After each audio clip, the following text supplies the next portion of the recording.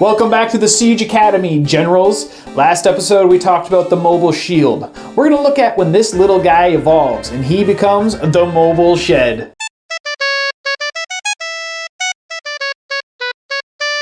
You can think of this weapon as just a natural progression. The mobile shield grew up and used protection. But, Professor, do we really need a whole lesson on the mobile shed? It's just a mobile shield, but bigger. A mobile shield might be able to protect your lunch from a couple of arrows, but the mobile shed can protect your entire army. Now it can protect a whole assortment of things. Versatility. You got a battering ram you want to roll up to the wall? Shed. You want to protect your soldiers climbing up that siege ladder?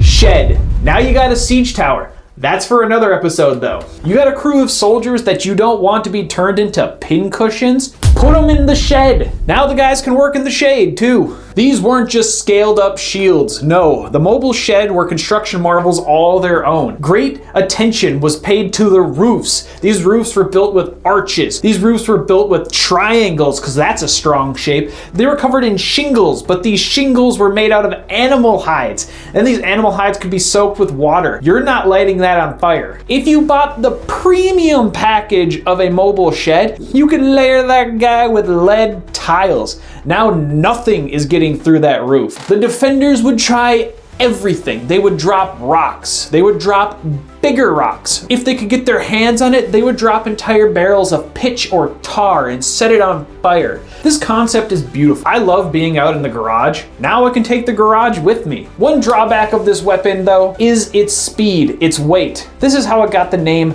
Tortoise. It really says a lot about the speed of siege warfare, naming your siege weapons after the fastest of animals. Back in these days, wheels were a little bit simpler. They went one direction. There was no turning. If you wanted to move even a foot sideways, you have to pick up the whole gosh dang shed and move it over.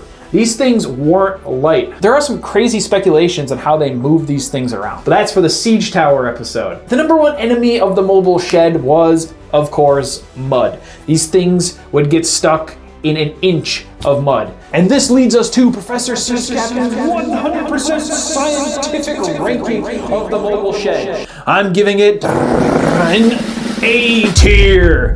This weapon is versatile, but it really only does one job, but it's not getting the S tier because it doesn't destroy anything on its own. Yes, it can protect the equipment that does destroy the gate, but it is not doing the destruction itself. I wonder what episode we should do next. Oh yeah, the siege tower. The siege captain is an eternal student. If I misinterpreted anything, let me know in the comment below. I love learning about siege weapons. Siege of the day.